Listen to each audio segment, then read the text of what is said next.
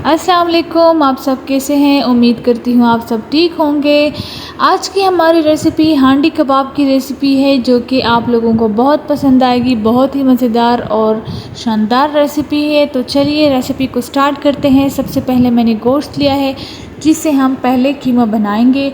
और कीमा बनाते वक्त आपने ख़याल ये रखना है कि आपने कीमे को 2-3 बार ग्राइंड करना है, ताकि ये अच्छे से नरम कीमा बन जाए, ताकि हमारे कबाब जो हो वो नरम और जूसी बने।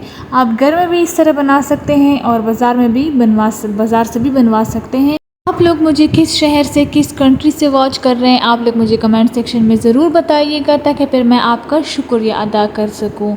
अब यहाँ पे हमारा कीमा जो है वो ऑलरेडी बन चुका है। अच्छे से मज़ेदार नरम कीमा बन गया है। तो अब फिर हम चलते हैं अगले स्टेप की तरफ। यहाँ पे कीमा मैंने ज़्यादा बनाया है, लेकिन मैं जो है आधा ही किलो हांडी कबाब के लिए ले लूँगी।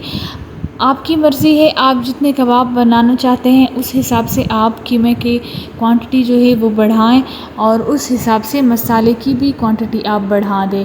यहाँ पे मैं ऐड कर रही हूँ 1 टीस्पून कोरिएंडर पाउडर यानी कि धनिया का पाउडर, और 2 टीस्पून कुटी लाल मिर्च, 1 चम्मच जो है पिसा हुआ लाल मिर्च, और 1 चम्मच जो है मैं गरम मसाला यूज़ कर रही हूँ।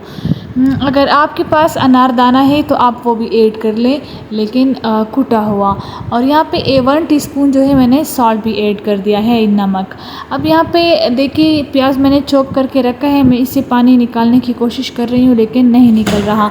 पानी निकालने का सबसे आसान और सही तरीका ये है कि आप जो है थोड़ा सा नमक इसके ऊपर छिड़क लें, फिर 1-2 सेकंड के लिए छोड़ दें, फिर इसके अंदर जितना पानी होगा वो बाहर आ जाएगा। उसके बाद आपने इसको निचोड़ना है। फिर आपने इस कीमे के मिक्सचर में मिक्स करना है, और हरी मिर्च भी चॉप करके आपने मिक्स करनी है, और इस तरह का शेप अपने हाथों की मदद से देना है, और बहुत ही आसानी से ये शेप हो जाता है। अब एक फ्राई पैन में मैंने थोड़ा सा ऑयल लिया है, उसमें से मैं लो टू मीडियम फ्लेम पर इसको फ्राई कर रही हूँ, और 5 से 6 मिनट के बाद मैं इसका साइड जो है वो चेंज कर रही हूँ। आपने भी बिल्कुल यही तरीका करना है, और फ्लेम जो है वो लो से मीडियम आपने रखना है, बहुत ज़्यादा हाई नहीं रखना आपने। फिर इस तरह दोनों साइड्स को आपने अच्छे तरीके से 5 से 6 मिनट के लिए फ्राई करना है। फिर उसको साइड पे रख के अब यहाँ पे हम जो है प्याज फ्राई करेंगे।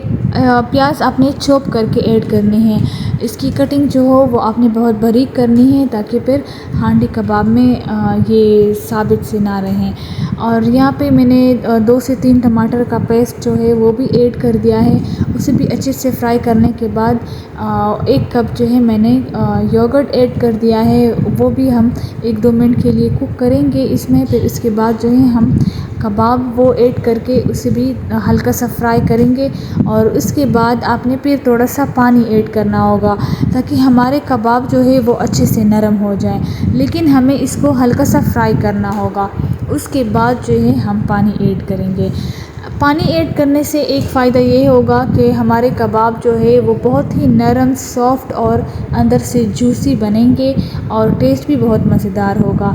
ग्रीन चिली भी आप ऐड कर सकते हैं, अगर आप ऐड करना चाहते हैं, स्पाइसेस आपको ज़्यादा पसंद है तो आप ऐड कर लें। यहाँ पे देखिए मैंने पानी ऐड कर दिया है। अब इसे मैं कवर करके 1/2 कप पानी ऐड कर दिया है, और बिल्कुल थोड़ा सा ना गरम मसाला जो है वो मैंने छिड़क दिया है, और थोड़ा सा ज़ीरा भी छिड़क दिया है। अब इसे मिक्स कर देंगे, और फिर जो है हम इसको कवर करके थोड़ा सा इसको कुक करेंगे। और फ्लेम आपने बिल्कुल लो रखना है, ज़्यादा हाई नहीं रखना, ताकि पानी जल्दी से सूख न जाए और हमारे कबाब जो है वो अच्छे से नरम हो जाए। अब देखिए यहाँ पे मैंने 10 से 15 मिनट के लिए इसको कवर करके लो फ्लेम पे कुक किया है। अब बस तकरीबन 1 मिनट के लिए हम इसको मज़ीद फ्राई करेंगे, ताकि जो भी ऑयल है वो इसके ऊपर आ जाए, और हमारे मज़ेदार से कबाब जो है वो तकरीबन बस फिर आलमोस्ट रेडी है।